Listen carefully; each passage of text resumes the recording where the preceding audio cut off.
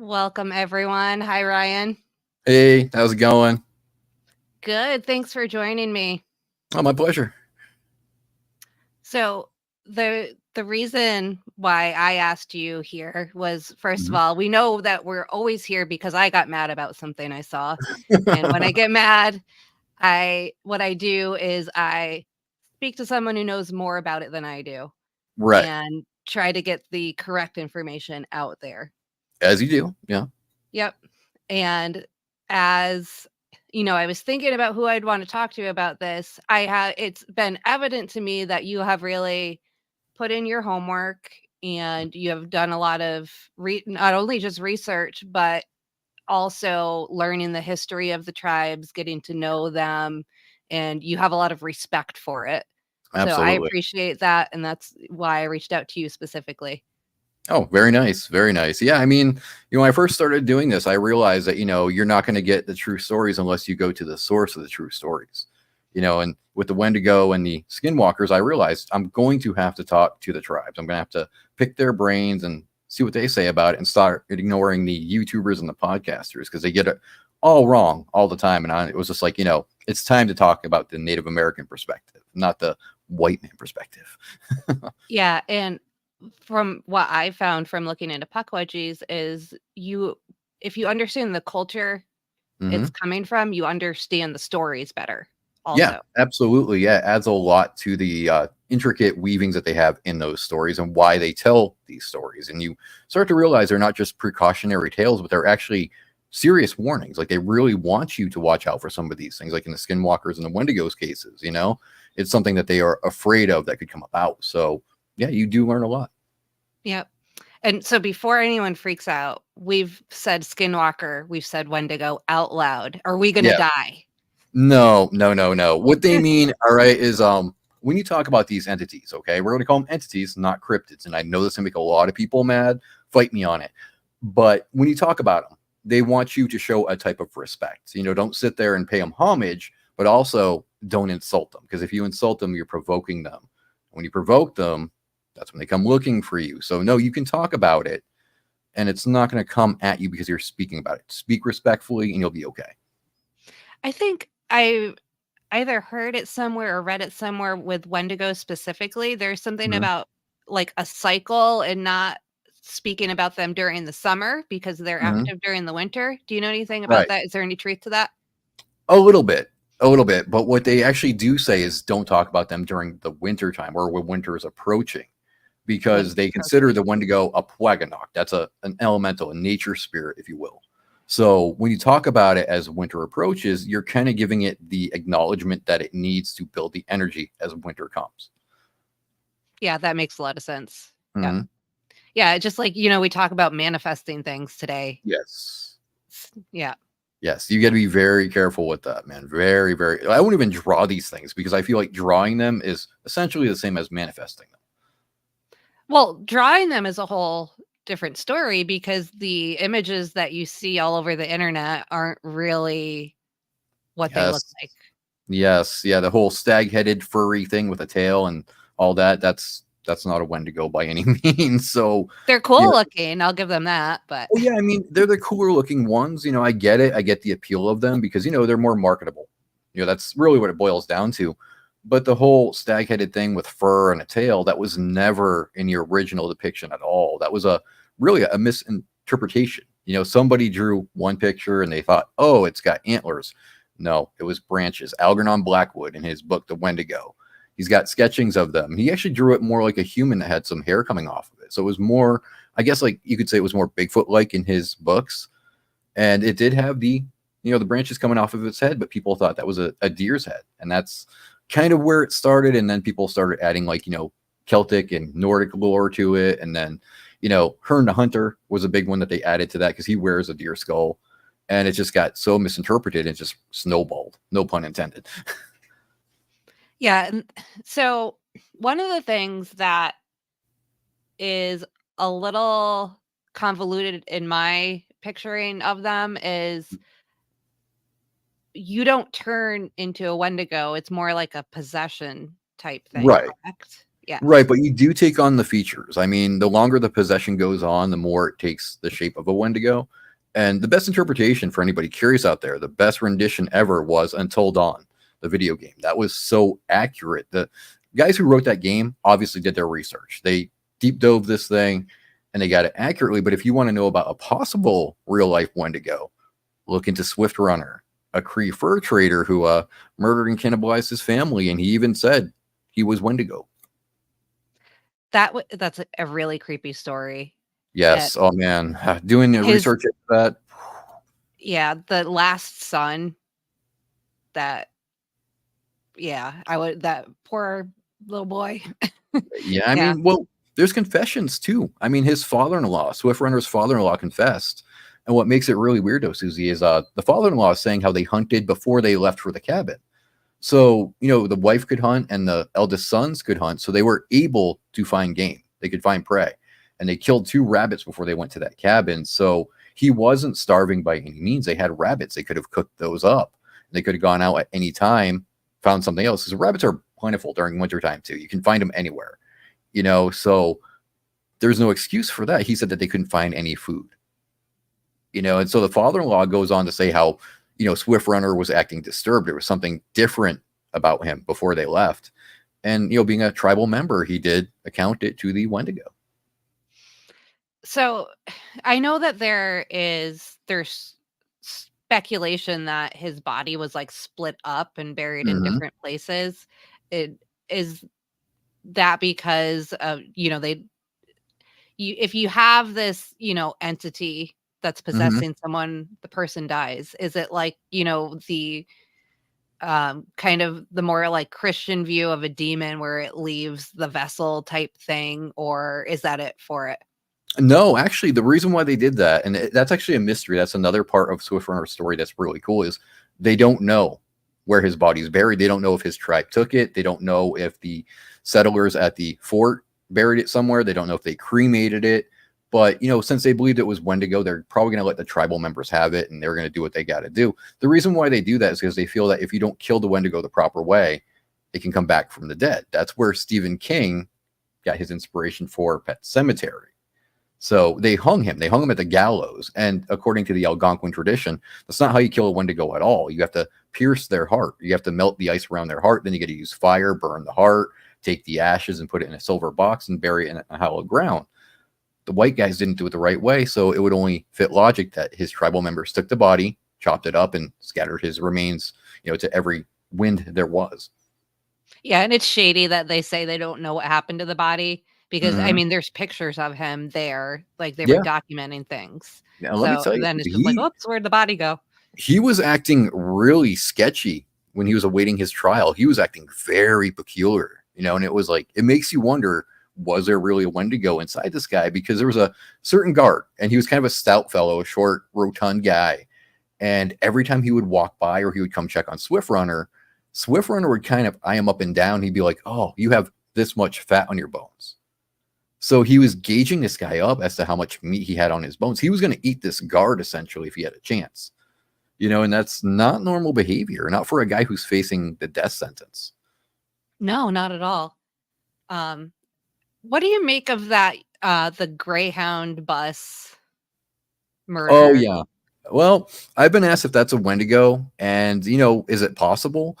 I think it is possible, yes. I mean, but we don't know enough about the guy's way of life. Like, what did he do before he did this? Was he involved in some kind of rituals? Was he looking into the Wendigo? Maybe he got a little too obsessed with it. We don't really know, but I mean, if we knew the details, I'd say it's a possible case of Wendigoism. Yeah. Yeah. So, when you are looking into it, Hmm. what would you be looking for if we did know more about him? Well, I'd be looking for things that he was studying. Like, was there anything dark that he was reading, like certain books, certain movies that he might have been watching? Did he go to certain places to hang out? Or, what was his habits, his daily habits? And if you can pinpoint certain habits, you can kind of go, okay, so he was looking into this. Because how some killers are inspired. They'll read a book and they'll be inspired by the book and they'll follow whatever's in that novel. Maybe it's something that he was doing. I don't know. I mean, I would love to know. Was he reading Swift Runner's story? Maybe. I mean, maybe there's a connection to that. Maybe he read Swift Runner's story and he was like, hey, that's kind of dark and gnarly. So it's possible. So I think I mentioned to you just on Facebook that the new local theory is that puckwudgies are baby wendigos. It doesn't work that way though. Wendigo don't have babies. I think that's something that they really need to accept that. Like, okay, if it was a cryptid, maybe it could have offspring. It's a spirit. The name Wendigo itself, when translated from Algonquin, means the spirit who devours. Okay. Spirit being the key word there. Spirits don't have babies. Okay. They don't procreate. They don't have sexual encounters. They are, they multiply because boom, that's what they do. So no, Pukwudgie would not be baby Wendigo. No, absolutely No. not. Yep, not at all. The other local, I'll say, entity is that people speculate could be related to the Wendigo is the Dover Demon. Mm-hmm. But to me, he wasn't scary to me. Right. He seemed kind He of just lazy. he seemed like drunk. Yeah. Like he He's kind needed to of sleep holding it off. himself up against a wall, like, Yes. Or yeah. like he was having trouble with gravity or something. He was not having a good day.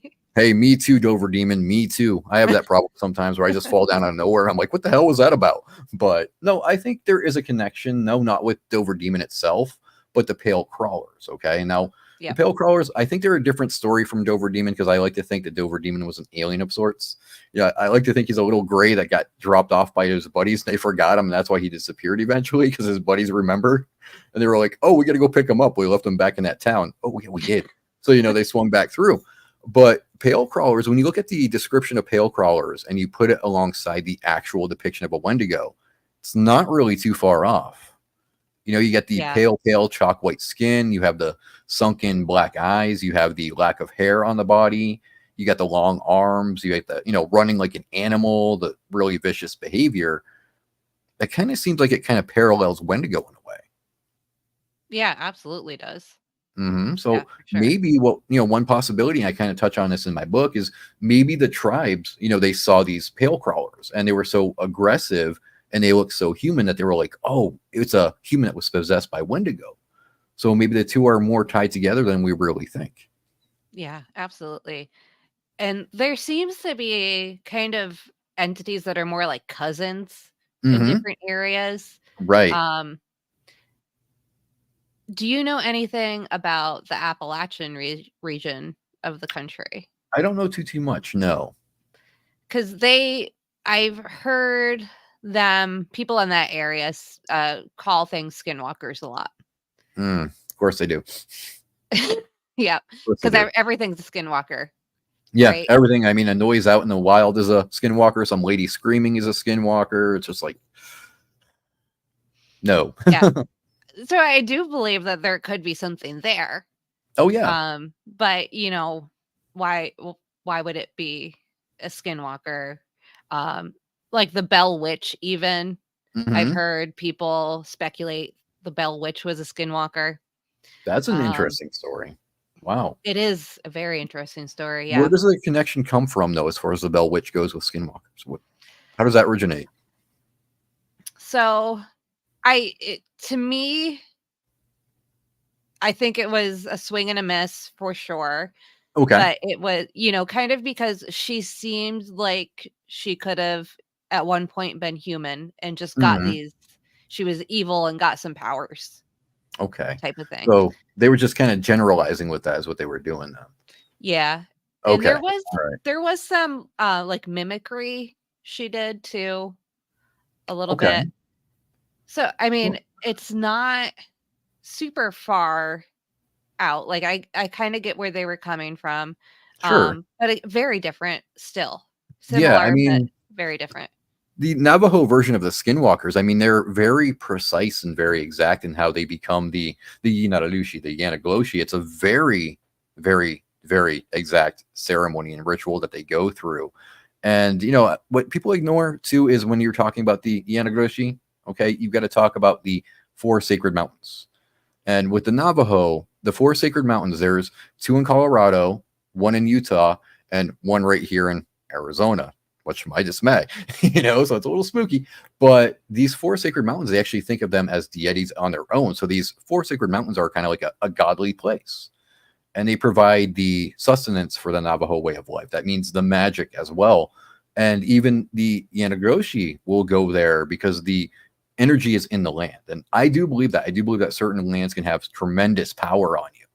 And so they use this because, that was given to them by their god. So the Yanagoshi will use this to perform their ritual when they kill an animal to wear its pelt. They'll go there to do the, chanting rituals to cast spells on people. This is where they'll go to prepare their corpse powder. So if you're outside of those 4 sacred mountains, it's not a Yanagoshi. It's not a Skinwalker. It's something else. Is it another possible shapeshifter? Possibly, but it's not a Skinwalker. And I don't know where people are getting this description of Skinwalkers as like pale-skinned, lanky individuals. I mean, they're Navajo shaman. That's what they are. They're Navajo. They're not going to have chalk white skin where they're whiter than me. They're going to have, a reddish hue to them. They're going to have the Indian skin. So where does this whole depiction come from? I don't know. Yeah. And, every region and every tribe has, some kind of version of elementals. Yeah. And, Mm-hmm. if people kind of looked into the history in their area, they could probably find something more fitting. Yeah, they could. I mean, I was laughed at when I asked one of my Navajo friends, these pale crawlers, and people are calling them Skinwalkers. Are these Skinwalkers? He laughed at me. He was like, Ryan, no. You want to know what a Skinwalker would look like? And we were actually out by the res, so there was plenty of his people walking around. I was like, yeah, absolutely, I do want to know. And he just pointed at the crowd. He's like, anyone there could be one. You wouldn't know. They don't look like that drawing, Ryan. They look like any of these people around you. So that's kind of maybe stiffen up a little bit. I'm like, oh, I'm going to back off now. Yeah. So I talk a lot about how entities aren't always scary, and we just kind of demonize them. Skinwalkers I find scary because they're people, right? Yeah, they're shamans that know the dark magic, and they're not out to kill you, though. I think that's another misconception, is everybody thinks that Skinwalker is there, he or she is there to kill you. That's not really what they do. They're there to cause chaos and create like it's like psychological torture. They don't want to really kill you. They want to psychologically break you down and just have you in shambles. That's where they get their satisfaction from. They don't really go out and kill people too often. So, again, that's another misconception that people got to look into. Yeah. What are your feelings on Skinwalker Ranch, the show? I think they started out with something good. I do. I really think that at one time maybe a Skinwalker was there, because it's within the 4 Sacred Mountain range. It's, there's one in Utah, so it's not too far out. But I think after a while, sensationalism kicked in. I think they started adding dogman to it and started adding whatever they could, whatever was popular. They just, stockpiled it up, so they had the claim on all this stuff. Yeah, so you had Skinwalkers, you had a dogman show up, you had the Greys. You got Bigfoot and stuff like that. It's like, so you got everything in one spot, but we have no evidence yet. That's convenient. Yep. So on Beyond Skinwalker Ranch, they did an episode where they came to the Bridgewater Triangle and talked about pukwudgies, saying that they were possibly Skinwalkers. No. Again, see, I don't understand why people do this. Okay, there's such a rich and illustrious lore to all this indigenous oral tradition. Okay, that it's beautiful stuff. When you start reading it, there's like so much to learn. Why do people ignore it? I don't understand why we take names from indigenous lore and say, oh, this is what this is. This is what this is. But we don't look into what they said about it. Isn't that what you should do first, is look to see what the tribes said about it? Yeah, people, even if, the tribe is saying, no, it's not that, it's this, people will just throw it out the window. I don't see why they would do that. I don't understand that either. I mean, if anyone's going to know better than we are, it's going to be the people it started with. So if they were to tell me, hey, there's a possibility that pukwudgies are that, Ryan, I'm going to, pay it some mind. But some podcaster just came up and said, oh yeah, ignore what they said and pay attention to me. I'm going to be like, yeah, no, shut up. Bye. That's so odd to me. I don't understand why people do that. Right. And when you have like this rich lore that's been around for hundreds and hundreds, if not thousands of years. Yeah. And then you come in and you want to speculate, oh, maybe it's like this thing from the Bible. I think it's that thing.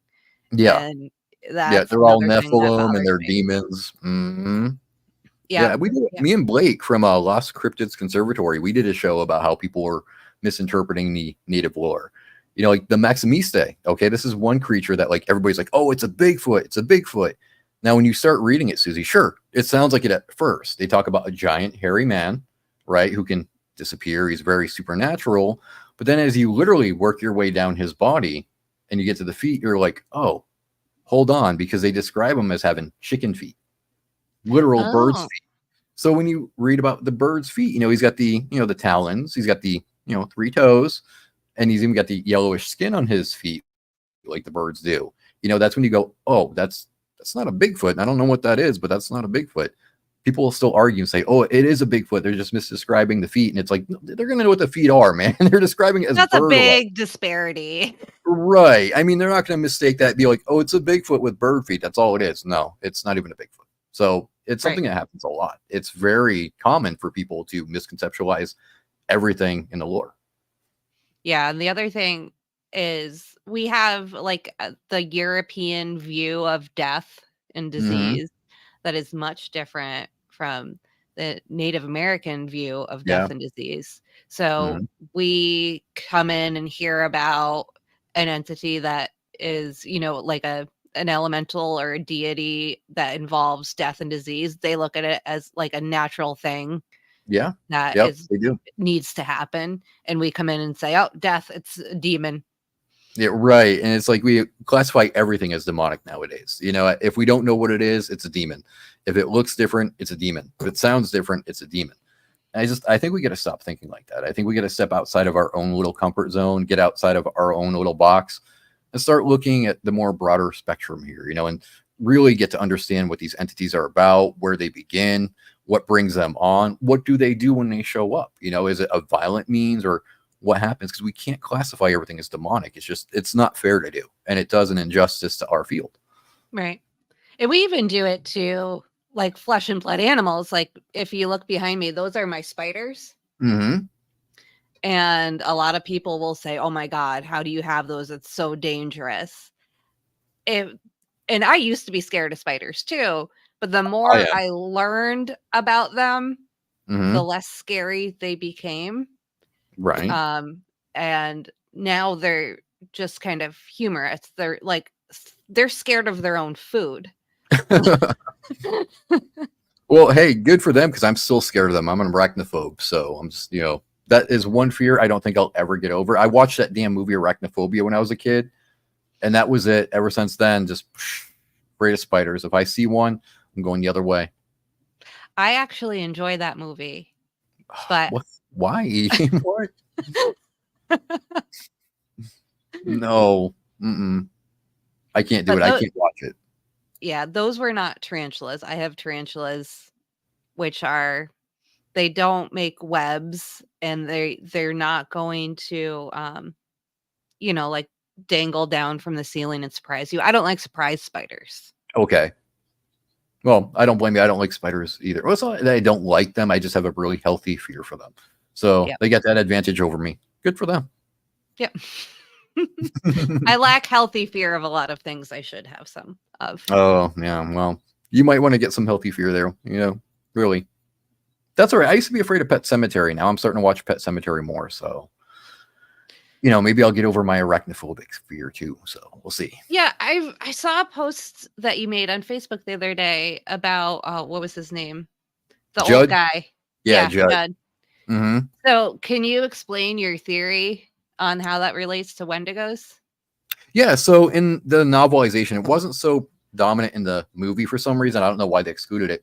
But in the book, they describe how within the certain range in that town in Ludlow, the people have an influence from some evil entity. And Stephen King does touch on how it was the Wendigo that cursed the ground. It made the soil sour, and the reason why the Micmacs stopped using that burial ground is because the Wendigo was making their dead come back to life.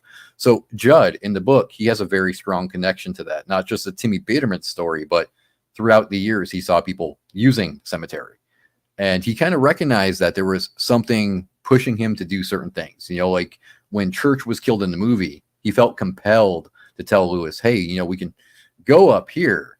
And when they buried the cat, he realized not too long after that he made a mistake. Because if you remember in the movie, not too long after the cat came back, Gage was killed.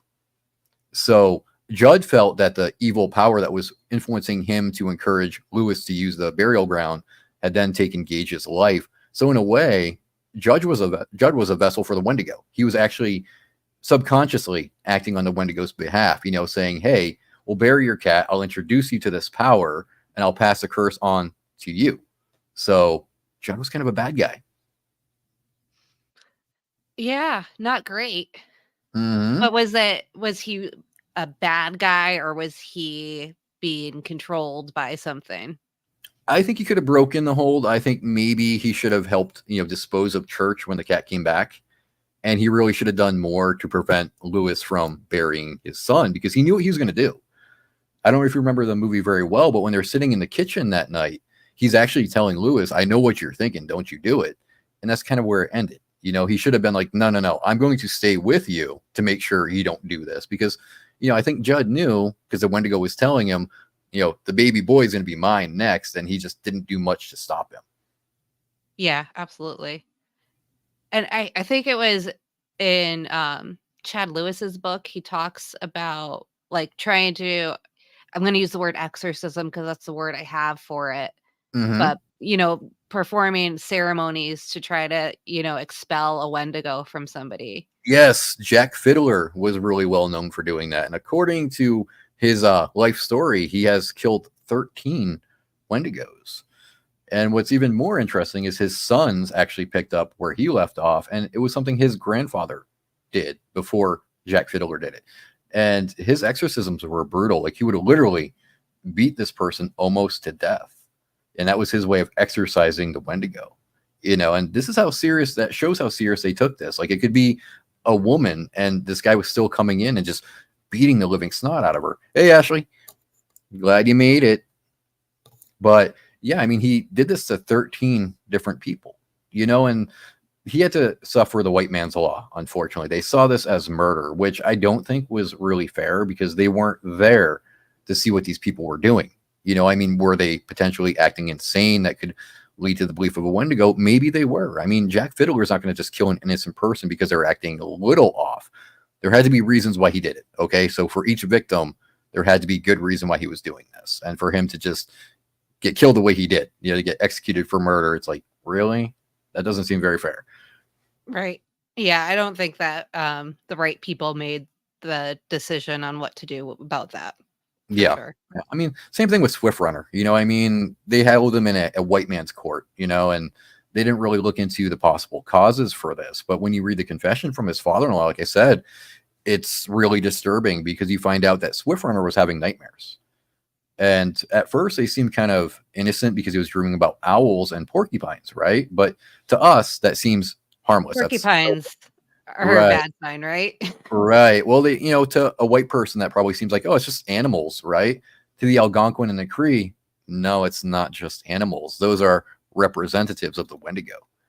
So here he was having constant dreams of owls, porcupines, and those nightmares were getting progressively worse.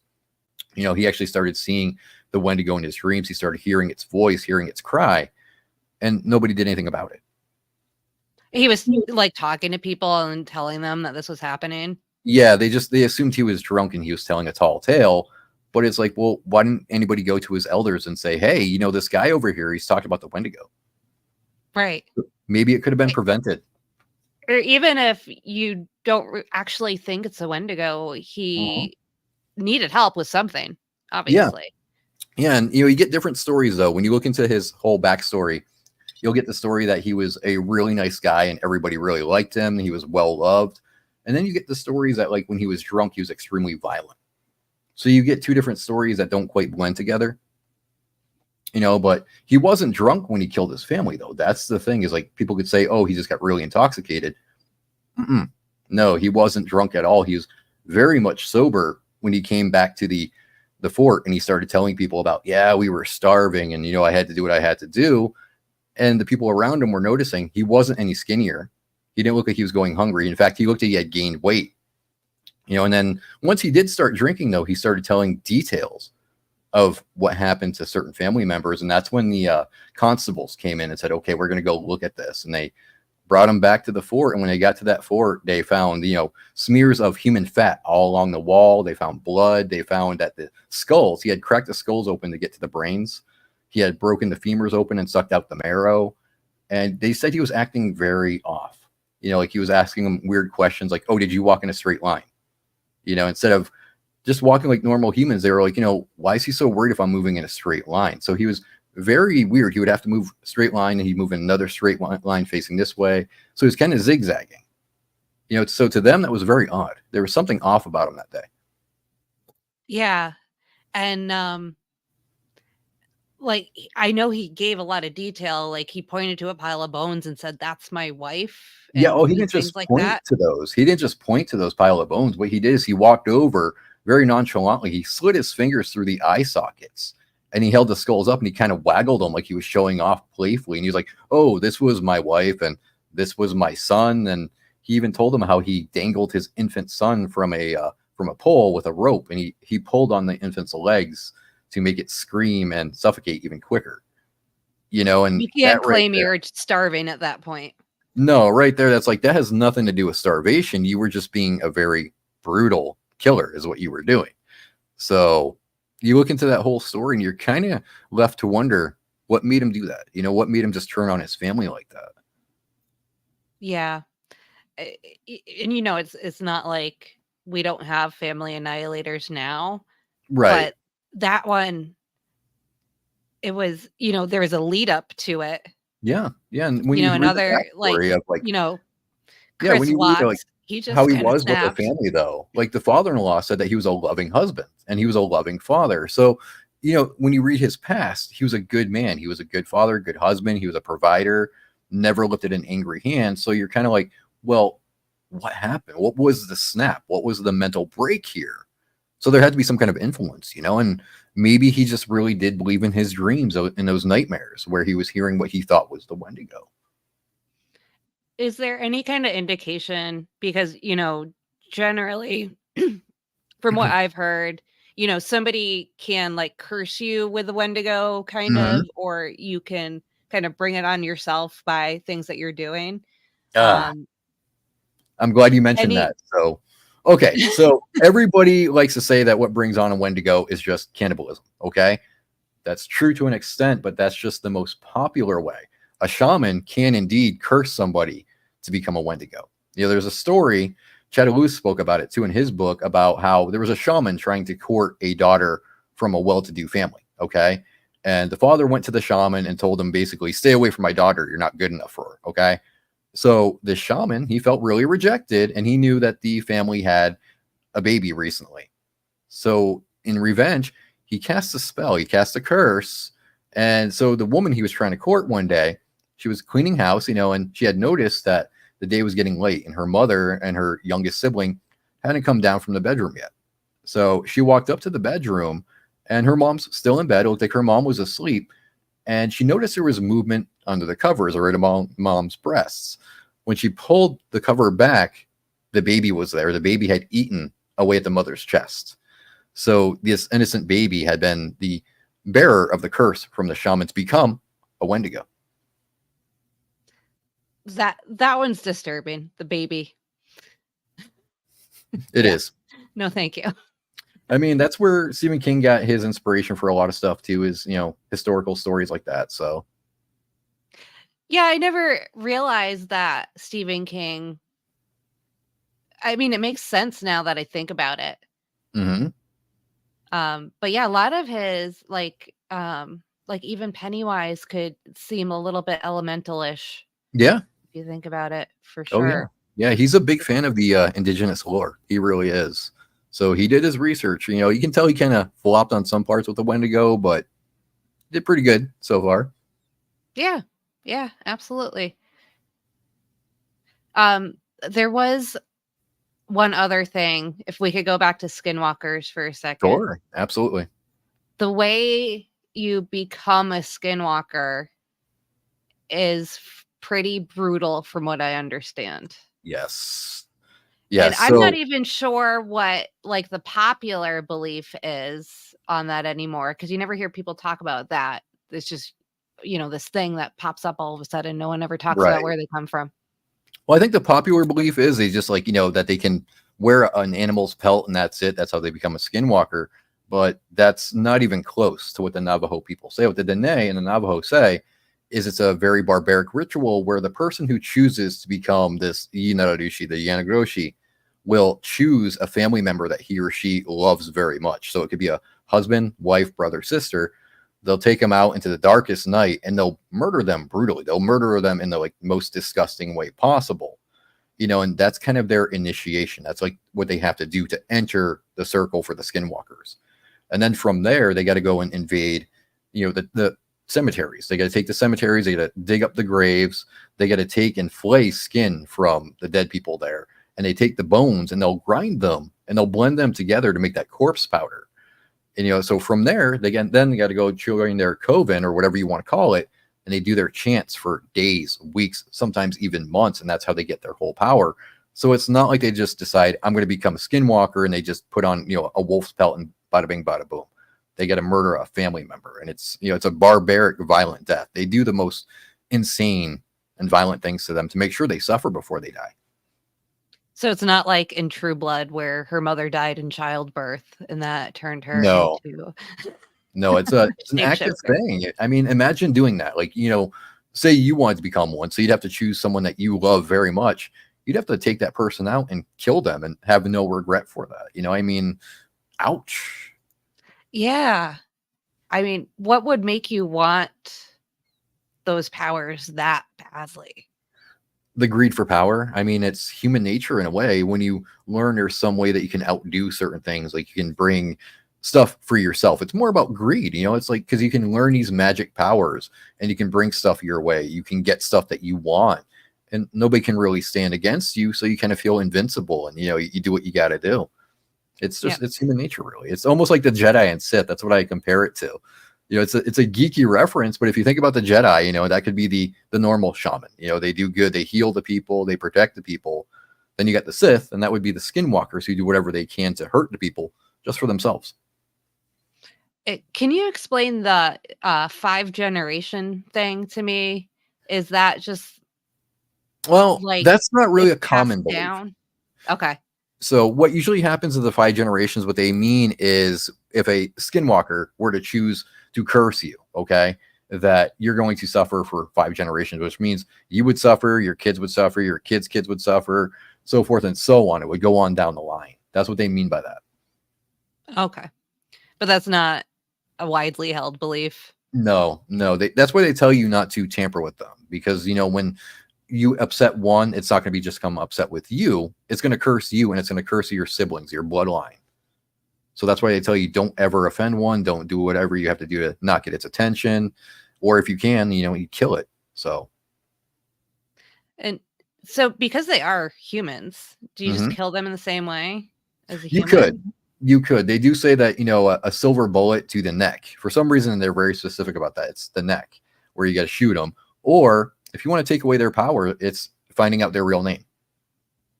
And that's really interesting, because if you stop and think about that, how are you going to find out who the skinwalker is? He or she's not going to tell you.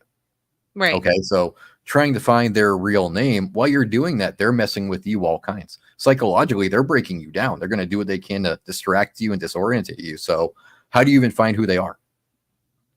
Yeah. Can you imagine if, you were being targeted by a skinwalker and then you have to, go to work the next day and you're looking at everyone like, which one of you is it? Right. Yeah. It'd be terrifying. I mean, they're not going to let you sleep either. They're going to come at night and do what they can to scare the holy hell out of you. So I don't think you're going to get much rest. I don't think you're going to feel very good. Yeah. Do you have any specific stories that stand out to you about the types of things that they have done to people? Yeah, actually, a friend of mine who was a skeptic about skinwalkers, and he would accompany me on my investigations. He had what might be a possible a skinwalker encounter. And I told him every time we went out, stop disrespecting him, because we don't know if anything's within earshot. Let's be respectful of the land and the people. And he would be the guy, oh, they're BS, they're a crock, they're weaklings, they're this, they're that. Anyway, he went out on a camping trip. He has a cabin that's, pretty far off from the city. I mean, it's a good distance. And he was out there by himself, and he said everything was quiet, that it was peaceful. You could hear the birds singing. You know, you could hear the crickets and everything. But he said that when the sun started going down, everything got eerily silent. The birds weren't singing anymore. There were no crickets. And he said he felt very odd. He felt like he was being watched by somebody. And he's looking around the area. He's not seeing anything. So he goes into his cabin. He starts cooking dinner. He hears somebody knocking on his door. And nobody's out there with him. So he's kind of like, yo, what's going on here? I'm out by myself. So he's loading his gun. He opens the door. Nobody's there. Okay. So he's just, he's a military dude, so he doesn't get scared very easily. He goes back to doing his errands, cooking his dinner and whatnot. He said the knocking's happening again, but this time the knocking turned into what sounded like a scratching at the door, like an animal was scratching at the door. And he said that's when he started to creep out because, like, he's like, so now there's somebody with a dog out here. I didn't see the person, but now they got a dog here. And, he went and he looked out the window. Nobody's there. There's nobody making that sound, but he can hear it clearly on the door. You can hear the scratching. He's not seeing anything. So he goes around in the back door and he tries to kind of circle around to see if he can catch somebody. Nobody there at all. So he goes back inside, locks all his doors. He hears somebody outside telling him, come outside, come outside. And he was like, Ryan, that's when I said, you know what? I'm going to go outside. All right. I'm going to go right to my truck. I'm going right back to Sierra Vista. I'm out of here. And he drove home and he was terrified. And so when he told me the story, I told him, that's why I told you, don't disrespect these things. Whether you believe in them or not, don't try to disrespect them and anger them because maybe you just ran into one, and maybe you lucked out because you went home, but there was something going on there. There was something very strange happening at that cabin. It's better to be safe than sorry. If you are wrong about them not being real. Like, even if you don't believe in them, don't go out there and try to say, oh, you're not real. Okay. Because when you challenge the energy of something, you say it's not real. How do you know it's not going to pop up and say, okay, I'm going to prove to you I'm real. And lo and behold, there it is. Right. It's like what you were telling me earlier about how you were saying you don't get Wendigo in your area. You were safe from them and it started snowing. Oh, yeah. I will never, ever do that again, man. That kind of freaked me out a little bit. So if you've ever been to Arizona, it doesn't snow very often. It really doesn't. So when I was on that show and the host asked me if the Wendigo messed with me because I was in the desert, I probably shouldn't have been the arrogant guy that I was and saying, oh, no, it doesn't want this smoke. It doesn't want to come to the desert. Because, yeah, within, 5 minutes, man, snow falling down. It was thick flakes, too. It was accumulating on the ground. So I just kind of learned that lesson that day. Don't mess with it. Yeah.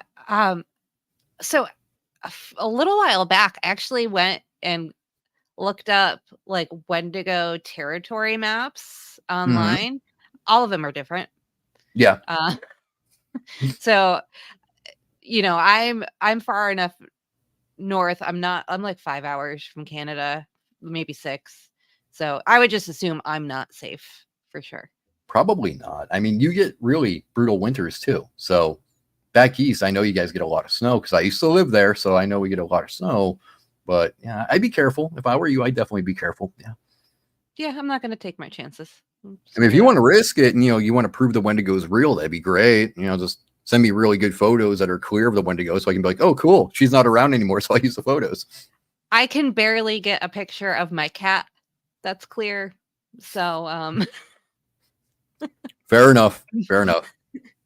Maybe I could bring a GoPro or something. There you go. Found footage. Yeah, hey, that'd be great. We can sell it, found footage horror movie of the Wendigo. It would be the best thing ever. Actually, I might be setting myself up to be a found footage person tomorrow. I'm going to not trespass, but I'm going to the house that was owned by my great grandmother that I have nightmares about tomorrow. Oh. So we've tried a lot to get her to leave me alone and she won't. So last resort going to the house. Yeah. Ooh. By yourself or? No. Okay. All right. I've involved innocent people as well. Yes. Oh, yeah. As you do. I mean, that's what we always do, involve innocent people, Yeah. That way we can tie their shoelaces together so we can outrun them real quick. Yeah. Before we run out of time or get, too close, we have to talk about not necessarily dogmen, but the dogmen people. Oh, okay. You want to talk about how crazy some of them can be? Yes, I would like to.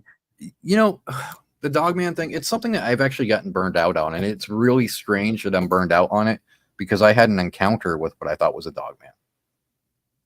So the fact that I'm just kind of like shying away from the whole topic kind of shows you how bad that specific area of the field has gotten. Because I mean, we got people taking pictures of bushes and trees and going, oh, well, there's 6 dogmen in there and there's one with her pups. And you're twisting your head going, what, where? It's just leaves, and even Thinker Thunker, he's in on it now. Did you see that video that he posted? No. Oh, I want you and I want Ashley to give your opinions on this. I think it's monkeys. I personally think it's monkeys. It looks like something shaking a tree and you see a bunch of them running about, but there's no context. Like, you don't know where the video came from. There's no detail to the story, but he's like, oh yes, this is the first video evidence of Dogman. And I'm sitting there looking at this going, I see primates. I don't see an upright canid species. I see primates. And that's a perfect example of how bad the Dogman thing has gotten, because weird sounds, instantly, Dogman. Somebody gets hurt in the woods, instantly, Dogman. It's become a horror movie, really. It's not a study anymore with the Dogman people. It's all just horror movies of, oh, it killed people at LBL, it killed people here, it killed people here, it killed people here, and no evidence. There's never any proof to show that these murders were done. And I think people in this field absolutely have to stop doing this. We can't just say, oh, Dogman did it and have no evidence. It makes us look stupid. It makes us all look dumb. So when somebody does a stupid judgment like that, we all have to pay. Me, you, Ashley, all these people that actually do the research and do the hard work. We look like idiots. Yep. And you just gave me a great idea, though. So you find these videos, and then me and Ashley will blind react to them. Okay. Don't get mad at me, though. Don't ever get mad at me saying that I thought they were real. I'm just going to send them to you gals, and you guys can tear them apart, but don't tear me apart. I'll be like, hey, no, I got nothing to do with this video. I don't even like talking about Dogman too much anymore. And I think Ashley's the same way. I mean, she does her work too, and she does the research. We've found no real evidence in these videos or these photos, and it's really disheartening for me because I did have an encounter. And so for a while, I kind of felt relief because I felt like, oh, other people are seeing what I did, so I'm not insane. But the more stuff that I hear, I'm going, well, wait a minute. Are they insane, though? Does that mean that I am? Does that mean I'm crazy if they're saying all this weird stuff? And I'm really hoping that's not the case. Yeah, and they've gotten more and more outlandish. And things have changed so much. I mean, like the depiction. I've read all of Linda's books, every single one of them. And when you read those books, they were short creatures. They weren't like, 10, 11, 12 feet tall. They were maybe, 6 feet maximum. And they weren't ever these really brawny Arnold Schwarzenegger-like characters. And now all of a sudden, they got, the Luke Ferrigno-like Dogman that's 18 feet tall, and it's fighting Bigfoot, and it's fighting the Rake. And I'm just going, where did we go wrong? At what turn? Yeah, at what turn? But, come on now. You're not wrong, Ashley. You're not wrong. I am a little crazy, but. We'll just leave that up on the screen right there. She's right. She's not wrong at all. But I did see a hyena-like thing. That's what I'm going to call it. I'm not going to call it a Dogman anymore. I'm going to call it the hyena-like thingy. Yeah. That sounds about right. So one of the things that I always ask people when they're reporting a sighting to me for pukwudgies, but I've had people tell me about other things too, is what did it smell like? Okay. And that struck me when I heard you tell your story. Not that, I like to try to believe when people say things, but sometimes asking them about the smell will throw them off. Yes. And will kind of be a giveaway, because either, they're just thrown off their story, like they didn't have that written in there, or they'll say, oh, I didn't smell anything. Yeah. A huge dog and you didn't smell anything. Really? Right. Especially one that's, off killing all this stuff all the time. It's not going to have that smell of dried blood on it or anything, because you can smell blood. People don't like to actually admit that, but when something is covered in blood, there's that coppery metallic kind of tinge to the smell around it. So what, you got Dogman killing everything and there's no smell? That doesn't make any sense. Right. Or even like just a wild dog. It's going to smell. Wet dog smell. You didn't smell anything? Exactly. Yeah, it doesn't make any sense. It really does. And I think they become fanatics. They're not really researching anymore. I think they just want to believe everything is real when it pertains to dogman. But sadly, it's not the case. We can't just say everything is real without evidence. And they have blinders on for other phenomena too. Like, Yes. I've seen people in comments of, somebody that had a dog man sighting that has their own channel now and wants to do, talk about other things. And people Hmm. will be in the comments, no, more dog man, more dog man. Yeah. You don't, if you have to look at things holistically, Hmm. and if you're just focused on one specific thing, you miss so much too. Yeah. You ever notice though that like everything else is becoming dogman nowadays? Bigfoot sightings are instantly dogman. Even with me, I have people tell me, "Oh, the Wendigo is just a dogman," and I'm like, "No. Why would you think the Why? Wendigo is a dogman?" And they're like, Right. "Oh, well, some tribes describe the Wendigo as a werewolf-like being." No, they don't. They absolutely do not. No, that was the Europeans that interwove werewolf lore with the Wendigo lore. That wasn't the tribes that did that. Yeah, absolutely.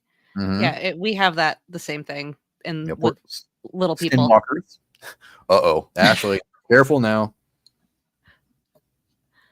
I mean, we don't have proof that he isn't. That's So, true. That's true. But no, like even with like skinwalkers, that is the one that people are always like, well, you should be studying Dogman too, because Dogman and skinwalkers are the same. And I'm like, no, they're not. No, they're not. If you talk to the Navajo people, the name Yinaradushi, when you translate it from Dene language to English, it means by means of it on all fours he goes. Okay. Now I always tell people, look into the names. Okay. The devil is in the details. And with the name, on all fours he goes. All fours force, which means it's not a bipedal canine. When he turns into a coyote, he's not turning into this really bulked up bipedal coyote running around. No, he turns into the actual coyote. So they're not the same thing, and people got to stop interweaving them. I think that's showing a great deal of disrespect for the Navajo beliefs, and it's also kind of pissing on the dogman stuff. and I haven't heard anyone say they saw a dog man transform into anything. Me neither. In all my times I've been researching this, I haven't heard of any transformations, though people point out the werewolf of Defiance, Ohio. And Ashley would know about that one. That's her neck of the woods right there, Ohio. But I don't think anybody even saw that one transforming from a man to a beast and back again. Yeah.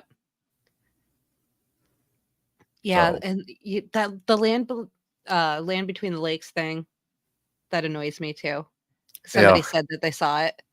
yeah, yeah. It's just I have a friend who actually he went solo camping there for a week, and he spent all his time in a tent. No RV, nothing like that. All he had was a knife on him. He told me, he's like, Ryan, it was the most peaceful camping trip I've ever had. It was nice and serene and nobody was around. He's like, no dog, man. I didn't hear anything. I didn't see anything. I didn't feel threatened. So I think Yeah. LBL is just really played up. I think that brief passage by Jan Thompson in her book just really kickstarted a whole mess of stuff. Yeah, absolutely. That was a great book. If, Yeah. great writer, started a lot Mhm. of crap though. It really did. I mean, because it started that whole survivor from the LBL massacre, and then more survivors were coming forward, and people were saying that they saw abundance of Dogman over there, and Bigfoot, and the Rake, and this and that. Ashley, if you want to talk about the LBL, I will send you the link right now. Yeah, Ashley, come up and talk about LBL. I know you got opinions on it. We all have opinions on LBL. Apparently, we are not going to be popular people, by the Yeah, that's fine. I'm way. not I'm not doing this to be popular. I am doing it because people saying crazy things annoys the crap out of me. Yes, yes, same here. Same here. Come on up, Ashley. Let's hear your opinion. I just sent you the link on Messenger.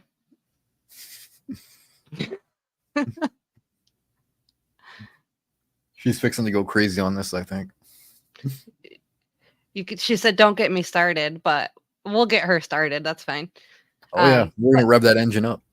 Yep. So not the exact same area, but I just got sent a video. It was someone who had written a letter to a podcast, Mm-hmm. and were on Lake Superior, Okay. and they said that their village or small town got raided by hundreds of little people, and they I heard stole that. 3 babies. I heard that story. I was actually going to ask you about that one. What do you think of that? Just, little people aside, they stole 3 babies and no one did anything. Right. That's what I was thinking. I was like, so everybody just stood by and let these babies get kidnapped. Right. Huh. And I have a friend who is indigenous and grew up on a reservation in that area. And Mm-hmm. I'm like, please, please tell me I'm missing something here. He's like, no, a crazy person said that. Like, somebody would have done something, Yeah. no matter what the entity threatened them. They were saying they didn't do anything because the little people threatened them. Mm-hmm. Please. But it's too easy to become indigenous. Did you ever notice that? That's a occurring trend in our field, is that suddenly everybody is part Cherokee, or somebody's part Navajo, or part Algonquin, or they grew up in a village with people, and it's like, okay, but were you really born that way, or are you just doing this for your story? Right. And like, even when you're asking someone for information, what I Mm-hmm. would like people to know is that you can't just listen to someone that says, "Oh, I'm a 16th Cherokee. It's fine. You can do that." Mm-hmm. If you ask somebody a question, they should say, "Let me talk to my elders and get Yep. back to you." Yep. It's a red flag. 100%. 100%. Yep. Because if they're just going to start spilling information that's usually forbidden, yeah, there's something wrong with that. Yep. Mm-hmm. Yeah. That's why I Ash, listen rely to on cinnamon. okay, that's why I rely on William Nighthawk, because William Nighthawk is a Lakota. He's an elder and a shaman, so anything that comes from him, I'll be like, okay, I'm all ears. But anybody else, I'll be like, well, Yeah.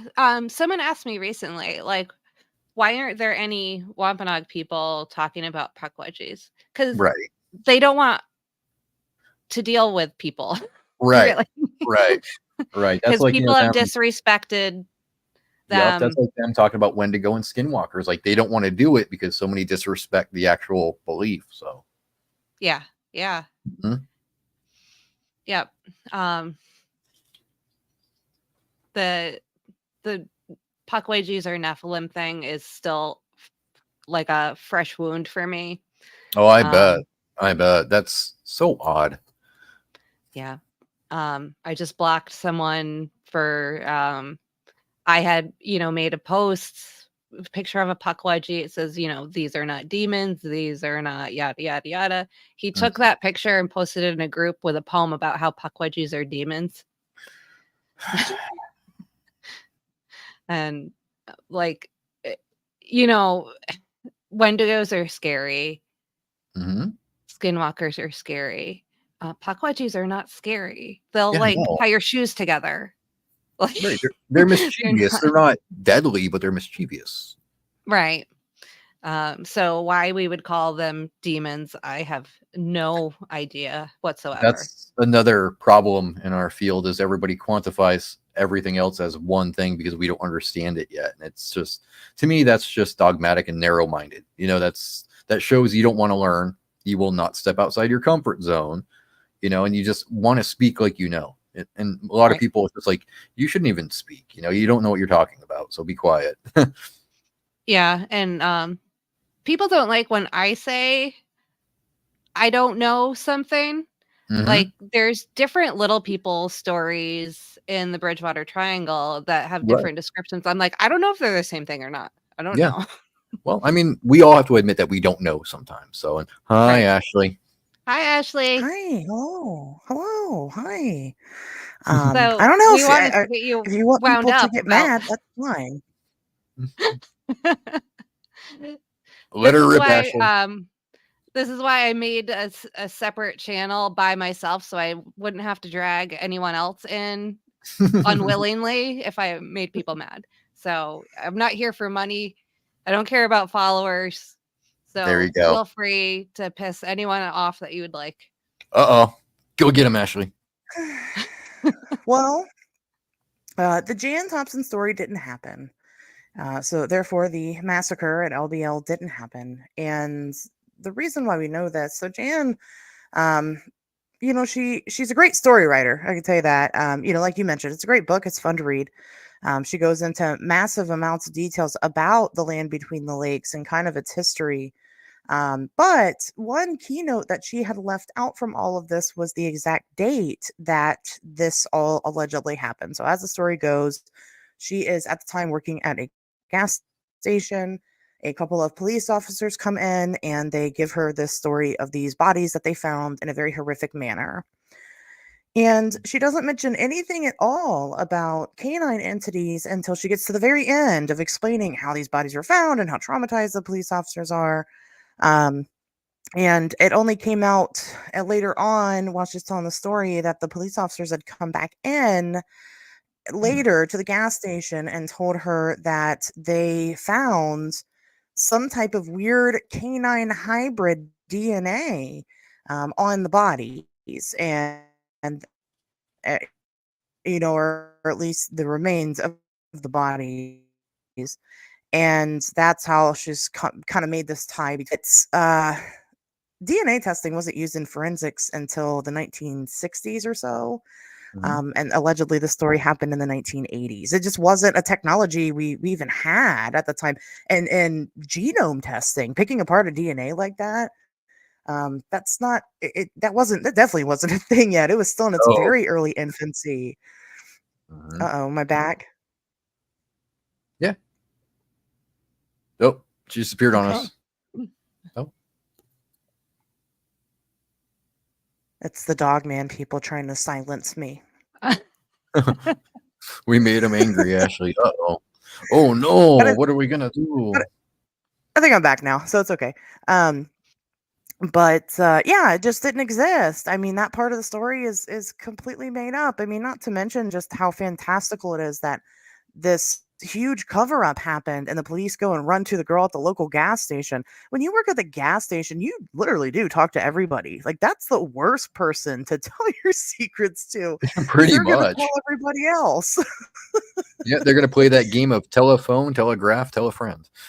Right. I mean, especially being so close to the property as she had maintained, but just that bit of DNA evidence. I mean, again, that wasn't real. That wasn't a thing then. And like I was saying, picking apart the genome and finding that it's some type of canine hybrid, DNA testing just doesn't work that way. What Right. what you do in DNA testing is you take it and you compare it to what we know, right? What we already have. We have a whole database of all these animals, and we don't have dogman DNA, right? We have to have dogman DNA. We have Nephilim DNA though, Ashley. Come on now. Oh God. You guys just want me to get I- mad and start yelling at people. No, I don't want you to get mad. I want them to get mad. And the problem is when you start talking about murders and police, those are things that there's public record of. Mm-hmm. Has anyone ever looked to see if there are any? Well, she didn't give an exact date, but Right. I'm assuming like if you could narrow it down, you could look for police records that aren't going to be there. I don't Yeah, think I anybody's ever definitely found have anything like tried. that. Yeah, I have too. I've never found it. Now there, I think wasn't Bettina Moss claiming to have the autopsy records of these people? I don't know if it was that case or if it was the little boy that was killed. Oh God, yeah. I thought it was her. Maybe somebody else, claimed to have the autopsy records, but then No, you might be right. I mean, I just could be remembering wrong. That shit happens. I'm old. you are old. Oh, sorry, you weren't Mom. supposed to agree with that. But yeah, no, there aren't any. I mean, that would be a pretty big deal, even locally, and even in the 80s, right? Especially in the 80s, we had all kinds of serial killers and all kinds of fun stuff happening in the true crime world. Um, a whole family being slaughtered, even by an animal, in the land between the lakes at the time would not be it wouldn't be quiet. But of No. course, that's the cover up, right? Everybody that was there. So you're telling me every police officer in town is there. You're telling me that witnesses are there. You're telling me that medical examiners are there on the scene. And now you're talking about a whole forensics team that was there. And all of those people kept their mouths shut. It doesn't work Yeah, that no. way. They're lucky It I doesn't. wasn't a gas station attendant. Oh boy, man, I would be calling Well, everybody. Ooh. right, and then they go and tell the local gas station attendant. Well, who else are they telling? Of course, those police officers have never been identified. Jan's passed now, so we can't just ask her. And even if we Sure. did, she's never identified them because she's so good at keeping secrets. But it just doesn't make Even if any sense. even if all of those people kept secrets, did this family that gets slaughtered not have relatives? Right. Because if my aunt and uncle and cousins got slaughtered by an animal, I'd be telling everyone for the rest of my life. Everybody.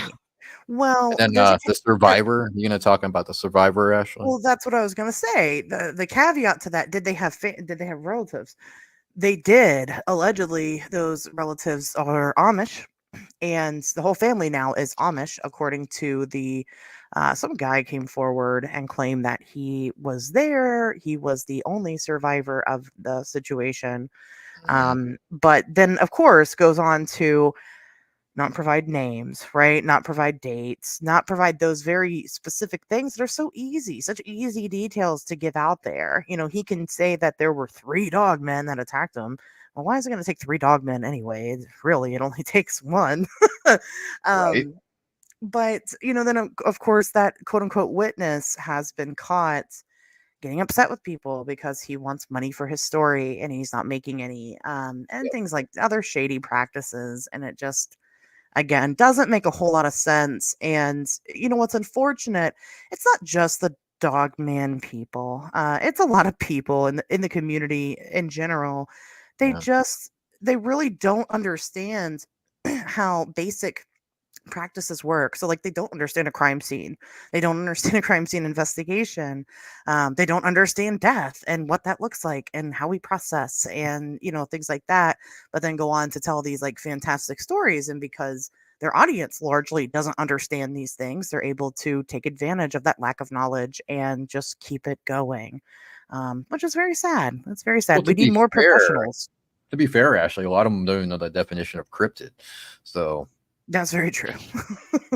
you say cryptid, and tell them, oh well, aliens aren't cryptids, and they're like, oh, be gone, devil. I mean, if Facebook is any indicator, most of them don't even know the difference between a cryptid and a tree. So, yeah. Damn. yeah, I think the LBL is like the Dogman version of the story about the guy who crashed on a motorcycle after he was mean to Annabelle, the doll here. Yeah. yes, very much like that. Well, and here's the thing about it: the LBL is a man-made property. It is not natural at all. The LBL used to be a city. And that's why when people go, they'll be like, "Oh, I found the remnants of the massacre because I found this thing in the ground or some type of foundation." And it's like there's going to be foundations, you guys. 101, it was a city. Know before you go. Know the places that you're going out and investigating. Exactly. This is a man-made nature reserve. There's nothing natural about it. Now, I hold dogman skepticism. Of course I do. In my brain, the only way this thing is real is that it's not natural. It can't be. It has to be some type of supernatural something. And that can happen at any place in history, and that's fine. But what that means is that you're probably not going to go to the LBL and find a dogman. Because if you're going to see a dogman, it's simply because it wants you to see it, right? You're meant to see it. You're meant to have that experience. Now, we have had me and my research partner had some high strangeness happening with the LBL, and that's before we even got there. Which I've never gone because I don't know, got sick of it and never went. But I mean, it's not far from me. It's like 4 hours away. It's not bad. But we had some weird readings off of Google. So Google has like, if you Google something like a location, it has like a map, like a little chart, and it'll tell you like how busy it is.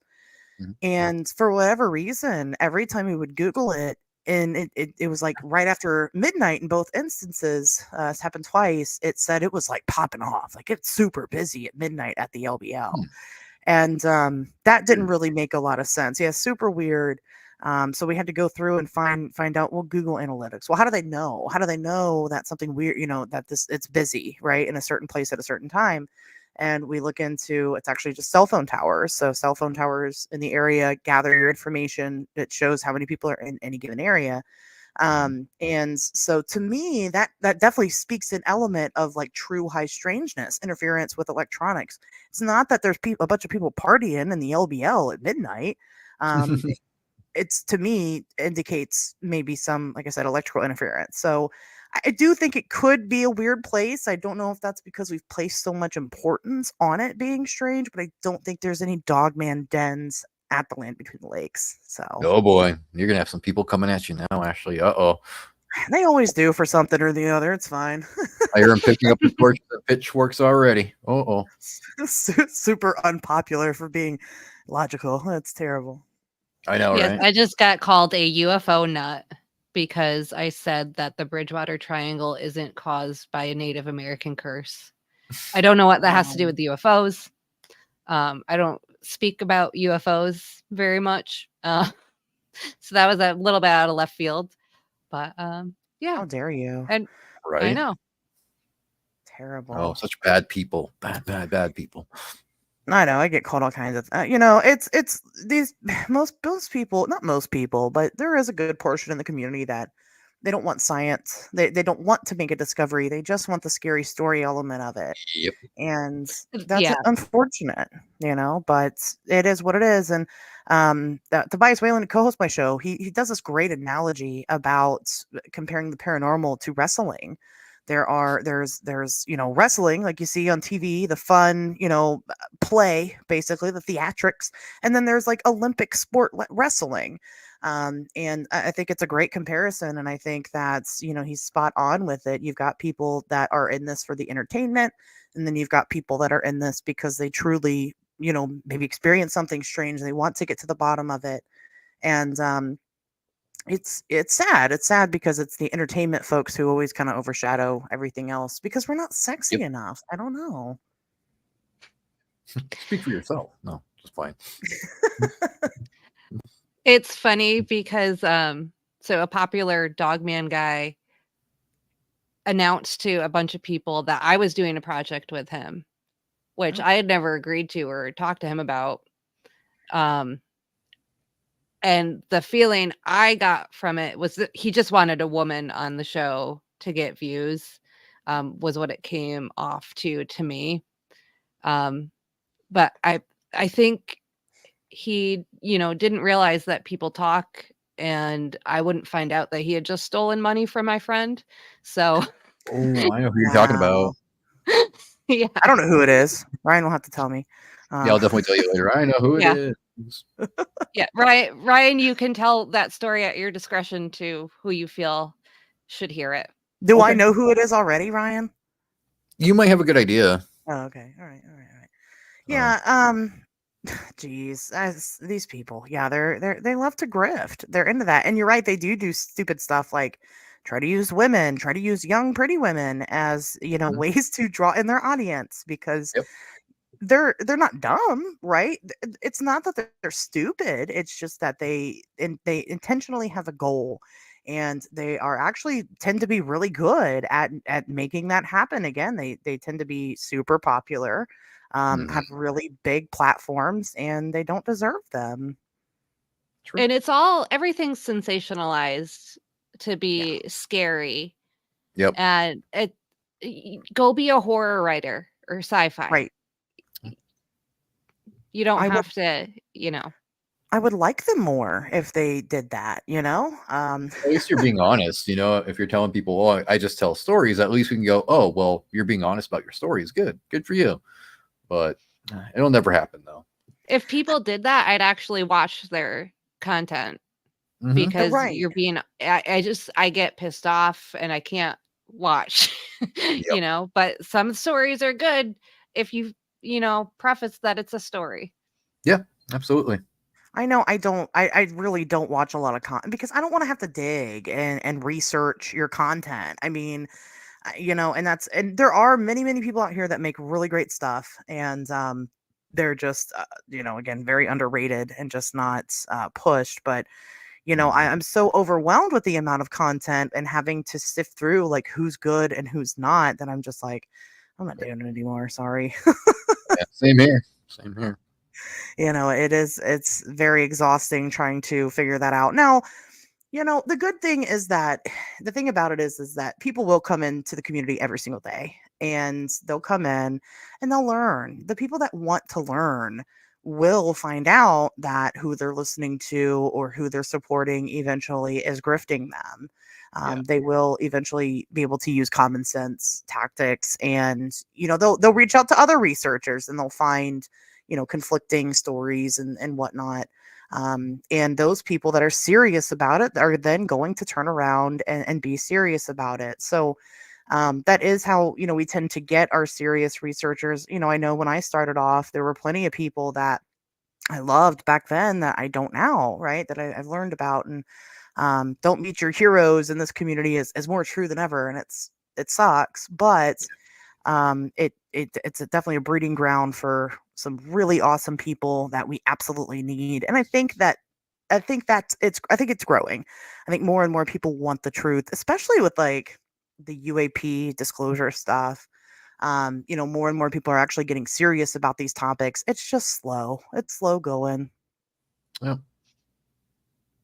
Yeah, and you do get frustrated trying to weed through the 49 garbage stories to get to that 50th one. Yeah. But I mean, after a while, it gets kind of quicker to pick those out. Oh yeah. So Yeah. I I used agree. to be I had a very sheltered childhood. And I was like the biggest sucker for everything up until I was like 35. Sure. So I would have been the one falling for that at a point in my life too. Better But late than then, never. Yeah. right? Yep. I still like I have to Google what drugs are sometimes because like I just don't know. Just ask me. I'll tell you next time. Yeah, because I'm sure I'm on some kind of list for Googling stuff by now. Oh no. They're gonna start asking me now. I'm gonna be put on a list for being the person to ask. That's okay. I'm on several. It's fine. But yeah, totally okay. Anyway, I don't want to take over Ryan's time. I want you guys to talk about what you were talking about, and I'll just come back some other day and we'll get angry together.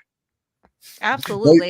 you're about Anytime to get you need angry. to get angry, let me No, know. you're gonna get angry soon. Both of you are gonna get angry once you see that Thinker Hunker video. Oh my Oh, God. oh Lord. So I'm I can anxious. present on here if you have a link I don't to have a watch link it with now. me right now. No, it's on my Ah, Facebook page though. But wait till you see it. You gals are gonna be like, "What the hell?" Oh my God. I All don't right. see why. I'll I don't pop it get on it. He's here. saying it's like definitive, evidence of dogman. And I'm sitting there going, "No, dude, it's not." It's crazy.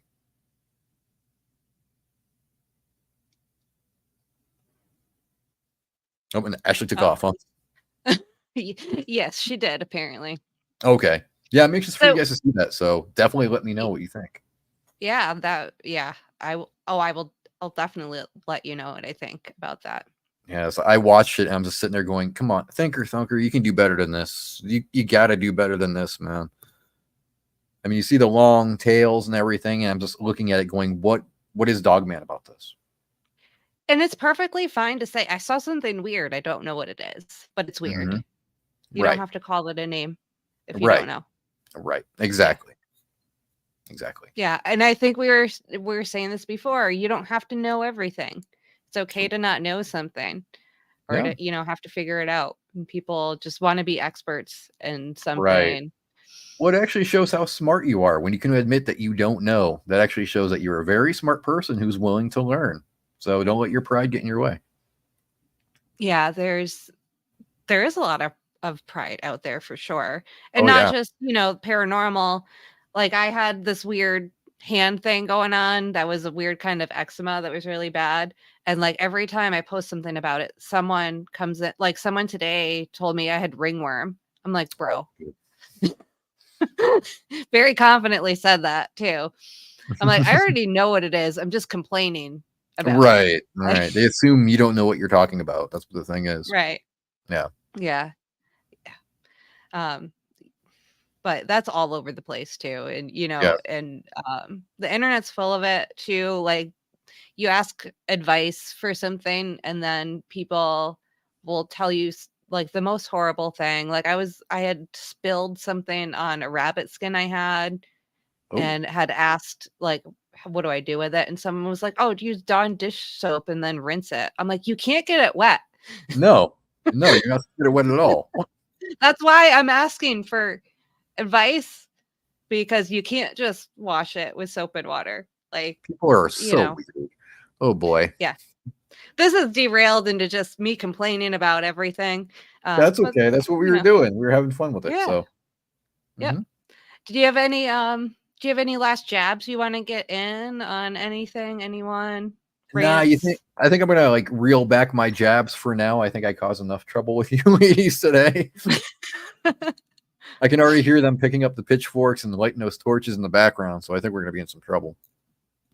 Yeah, maybe. Yeah, we'll see. It's not the first time I've been in trouble. It's not going to be the last either, so whatever. No, I'm a UFO nut, so it's fine. I don't care. Yeah.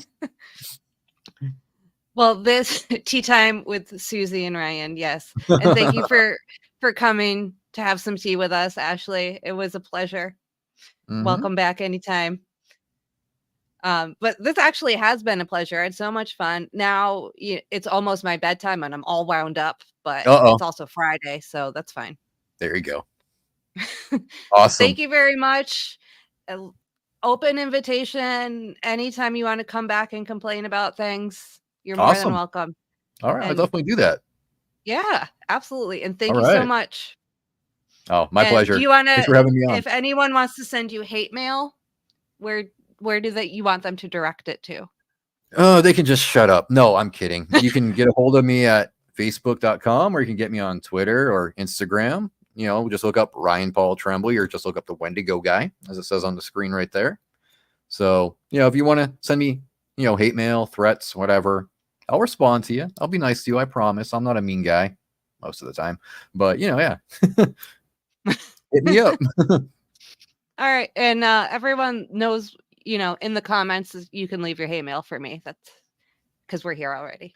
There you go. All right. All right. Thanks, Have Ryan. a great one. Have a good night. Right. Thanks You for too. everyone in the comments.